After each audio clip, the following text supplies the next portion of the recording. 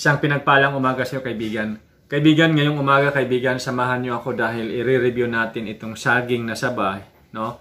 So, kakainin ko ito within 1 hour. Susukatin ko ulit ang ating blood sugar para makuha natin kung ilan ang glycemic load, no? Sa loob ng 1 oras after natin kumain ng saba, mga kaibigan, no? So, sa mga bago lang, please do subscribe and share our video. At saka doon sa mga subscriber ko, maraming salamat, no? Ngayon lang tayo nakapag-upload ulit. Dahil nga sa madami rin tayong mga pinagkakabalahan, mga kaibigan. So, ito na.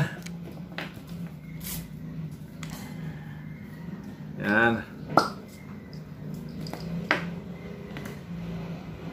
So, medyo bumababa ang ating blood sugar, mga kaibigan, no? Nararamdaman ko yung pagbaba. Okay, ito. Tignan natin. Nanginginig na ako, mga kaibigan. Mababa talaga ang ating blood sugar. Ayan. Nanginginig tayo. Pinagpapawisan na nanginginig. Kasi hindi tayo sanay sa mababa ang blood sugar. Okay, so yan ang ating blood sugar, mga kaibigan. 95 mg per deciliter, mga kaibigan, no?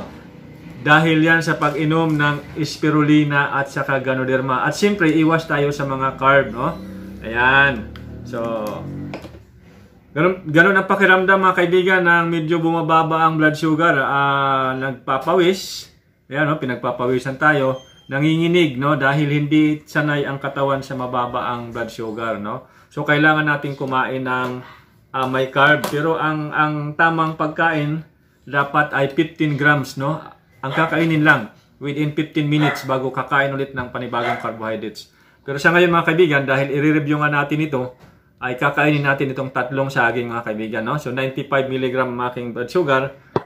So, kakain muna tayo, mga kaibigan, no? Ng 3 pirasong saging na saba.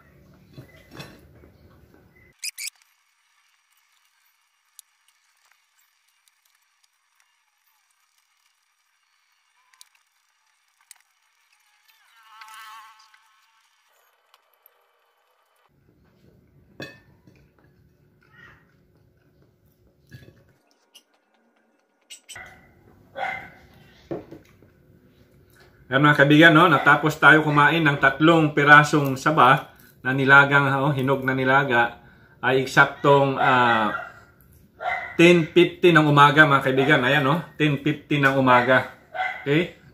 Okay, so yan po ang oras natin, mga kaibigan. 10:50 po ng umaga. Mamaya po 11:50 ay susukatin ko ulit ang ating blood sugar para makuha natin kung ilan ang increase sa loob ng 1 oras, mga kaibigan.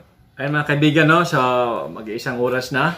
After tayo kumain ng 3 pirasong saging. So, ito ngayon ang oras, no? 11:50. Ayan.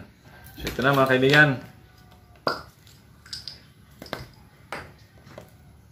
Ayan.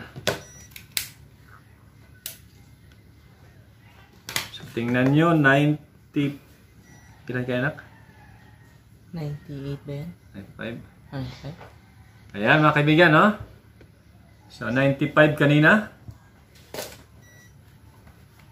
Okay. So, 195, mga kaibigan. 195. So, 100 mg per deciliter sa 3 saging yan, mga kaibigan. Ha? So, ingat-ingat po.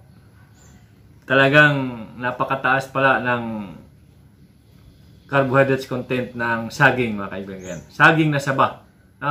So, mula sa 95 ay naging 195. So, malamang sa malamang ay malaking epekto sa isang diabetes pag kumain ka ng saging, no? So, hanggang 1 piraso lang siguro, mga kaibigan. Talagang mataas, no? So, ito naman ay nasa depende rin sa katawan ng tao, no? So, kanya-kanyang katawan, kanya-kanyang reaksyon ng kinakain natin, okay? So, maraming salamat sa patuloy niyong panunood sa ating channel, mga kaibigan. Okay?